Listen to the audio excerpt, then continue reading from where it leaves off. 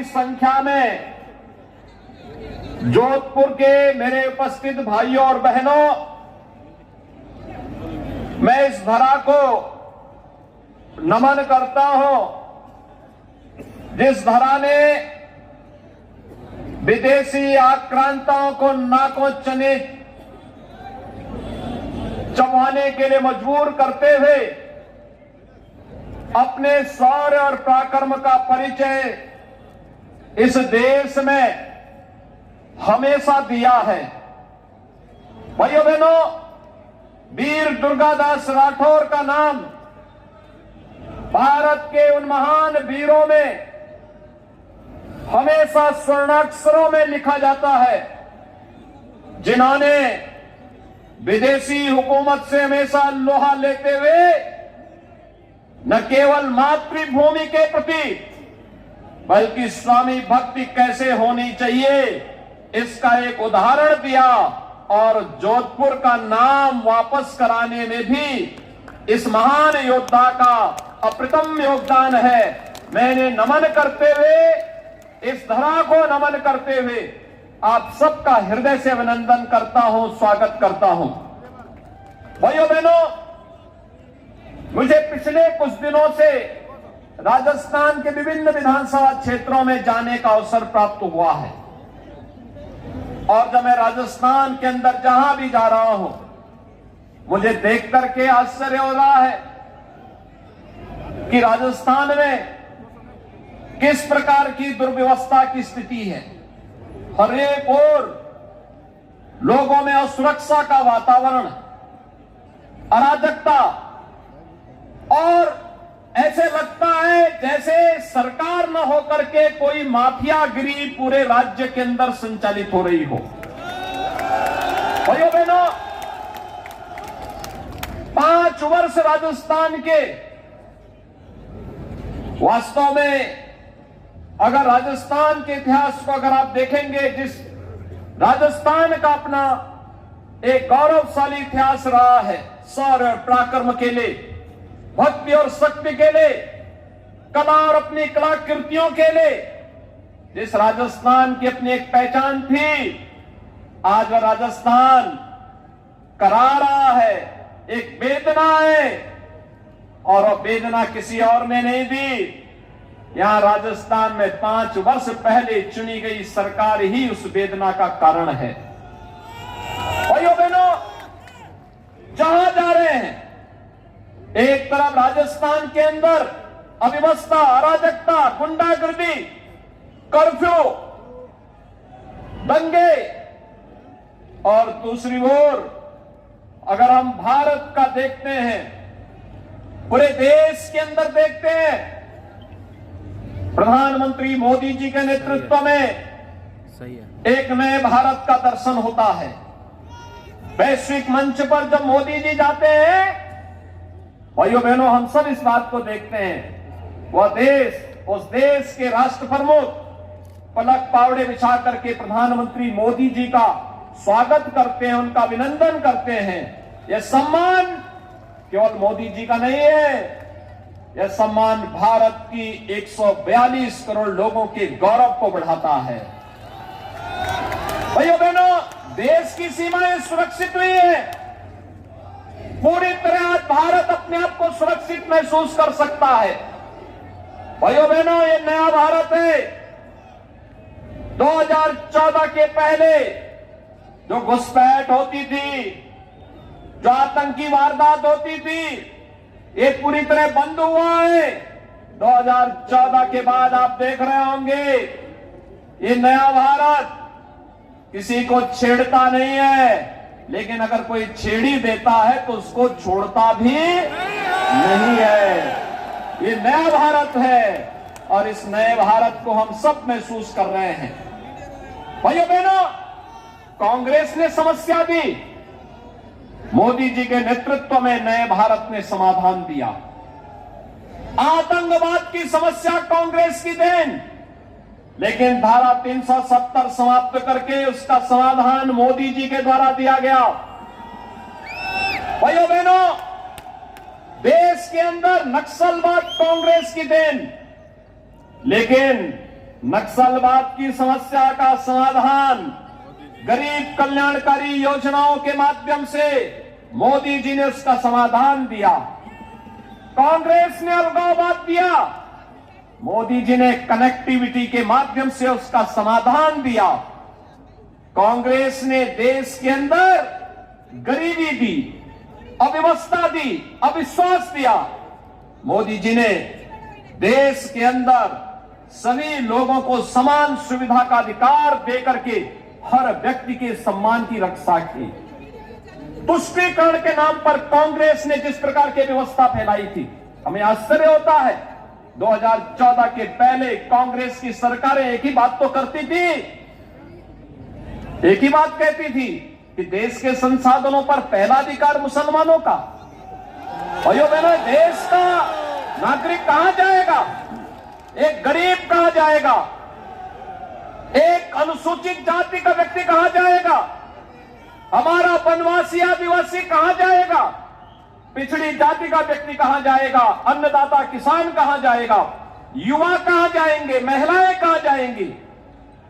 और भाइयों बहनों, एक तरफ अभी आपने देखा होगा मातृशक्ति वंदन अधिनियम के माध्यम से आदि आबादी को सम्मान देने का काम, दूसरी ओर 3 तलाक पर हमेशा के लिए ताला लगाने का काम भी ये प्रधानमंत्री मोदी जी के नेतृत्व में हुआ। गरीबों के कल्याण के लिए चलने वाली योजनाएं किस रूप में प्रभावी ढंग से लागू हो रही है? कोई सोचता था 12 करोड़ गरीबों के शौचालय बनाए गए 9 वर्ष में? ये काम कांग्रेस भी 55 वर्ष के शासनकाल में कर सकती थी। 4 करोड़ गरीबों के आवास बने, ये काम कांग्रेस की सरकार भी कर सकती थी। और इसी माटी के सपूत केंद्रीय जल शक्ति मंत्री ने 7 करोड़ परिवारों को हर घर नल के माध्यम से शुद्ध आरओ का पानी पहुंचाने का काम देश के अंदर किया है। भाइयों बहनों, एक और चाहे वह उज्ज्वला योजना में 9 करोड़ 60 लाख परिवारों को फ्री में रसोई गैस के कनेक्शन की बात हो या सौभाग्य योजना में बिजली का कनेक्शन देने की बात, ये सभी कार्य बिना भेदभाव के हुए, क्योंकि मोदी जी ने कहा हम जाति मत और मजहब के आधार पर नहीं, हम इस देश के अंदर गांव के लिए, गरीब के लिए, किसान के लिए, नौजवान के लिए, महिलाओं के लिए, समाज के सभी तबके के लिए कार्य करेंगे। और इसके लिए उन्होंने नारा दिया, सबका साथ, सबका समग्र सोच है विकास की और सबकी सबका साथ लेकर के कैसे योजनाओं का लाभ देना है। 100 से अधिक लोक कल्याणकारी, गरीब कल्याणकारी योजनाएं इसके उदाहरण हैं। इंफ्रास्ट्रक्चर में highway, railway, airport, IIT, IIM, AIIMS, 1 district 1 medical college जैसे आज के नए भारत के अनुसार वर्ल्ड क्लास इंफ्रास्ट्रक्चर आज हम भारत के अंदर देख सकते हैं।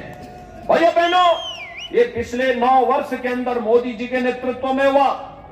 लेकिन यहां पर जब हम राजस्थान की बात करते हैं तो ये राजस्थान 5 वर्ष में कहां पहुंच गया? भ्रष्टाचार में नंबर 1, दंगों में और अराजकता में नंबर 1। मुझे देख के आश्चर्य होता था, मुझे आश्चर्य होता था जब मैं देख रहा था यहां पे जोधपुर में, मुझे आज से 2 वर्ष पहले वो दिन याद है जब यहां जोधपुर की सड़कों पर नंगी तलवारें लहरा रही थी और दंगाई दंगा कर रहे थे। तब मुझे भाइयों बहनों याद आ रहा था, मैं सोच रहा था कि अगर ये दंगाई यूपी में होते तो मेरा बुलडोजर इनको रौंद करके सब ठीक कर दिया होता।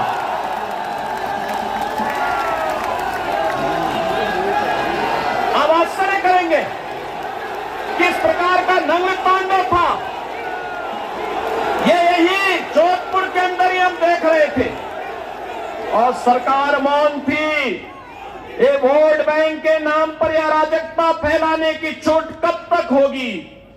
और यही कहने के लिए आज भाइयों बहनों मैं आपके पास आया हूं कि राजस्थान में मौजूदा सरकार, भाइयों बहनों, ये सुरक्षा भी नहीं दे सकती, ये सम्मान भी नहीं दे सकती, गरीबों का कल्याण भी नहीं कर सकती, विकास की योजनाओं को भी लागू नहीं कर सकती और आपकी आस्था को भी सम्मान नहीं दे सकती।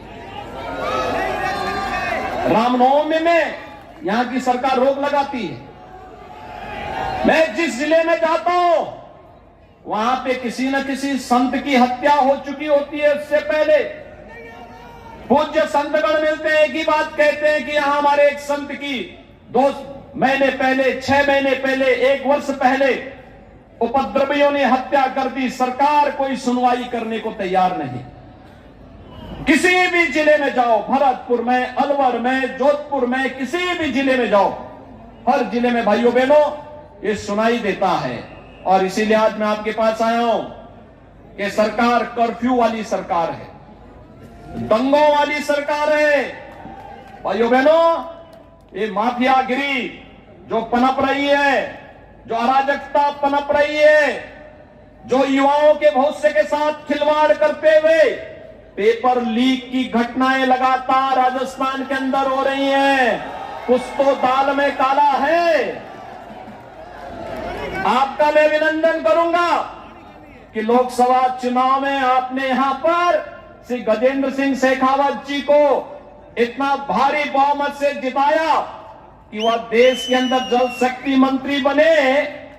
और उस समय आपने कांग्रेस को पानी पिलाया था। और भाइयों बहनों, देश को जल तो गजेंद्र सिंह शेखावत जी अपनी योजना से पिला रहे हैं। लेकिन मेरा आपसे अनुरोध है, याद करना, आस्था का सम्मान केवल डबल इंजन की भाजपा की सरकार ही कर सकती है।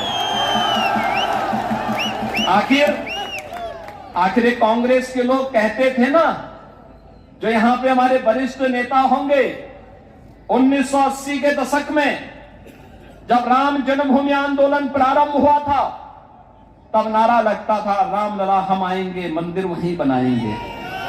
कांग्रेस के लोग हंसते थे ना उस समय, हंसते थे उस समय कांग्रेस के लोग, कहते थे ये कैसे होगा, ये कभी नहीं हो पाएगा। हम लोग कहते थे हमारा विश्वास है ये होगा।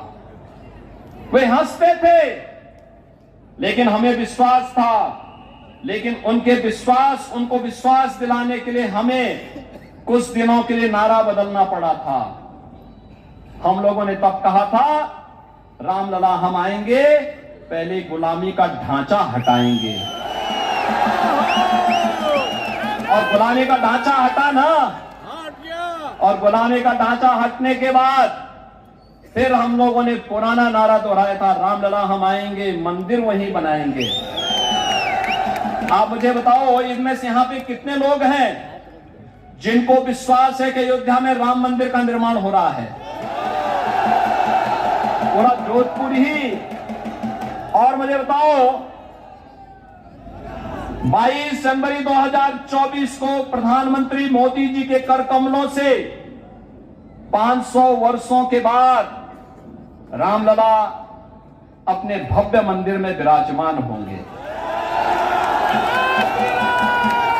आप में से कितने लोग हैं जो अयोध्या धाम आने के इच्छुक होंगे? भाइयों बहनों, वैसे गजेंद्र सिंह शेखावत जी ने आपके वहां पहुंचाने की व्यवस्था कर दी होगी, लेकिन मेरी एक अपील है आपसे। भारतीय जनता पार्टी ने प्रोफेसर महेंद्र सिंह राठौर को सरदारपुरा से, श्री देवेंद्र जोशी को सुरसागर से और श्री अतुल भंसाली को शहर विधानसभा क्षेत्र से अपना प्रत्याशी बनाकर के आपके बीच उतारा है। तीनों प्रत्याशी हैं। शेखावत जी का इन सबके साथ पूरा सहयोग और सानिध्य है। आप इनको अपना आशीर्वाद दीजिए। सब सहमत हैं? सभी लोग सहमत हैं? भाइयों बहनों, आप इन तीनों को यहां से विजयी बना करके जयपुर भेजिए और मैं गजेंद्र जी के साथ साथ इन तीनों प्रत्याशियों से कहूंगा कि जीतने के बाद 22 जनवरी के उपरांत इन सब राम भक्तों को लेकर के अयोध्या में पधारे। सभी लोग सहमत हैं? सभी लोग? बात पक्की? तो अब चुनाव जिताने की तैयारी आप सबकी होगी। इस विश्वास के साथ भाइयों बहनों, मैं आज के इस अवसर पर आप सबको एक बार फिर से अभिनंदन करता हूं। अपनी वाणी को देता हूं विराम। जय जय श्री राम।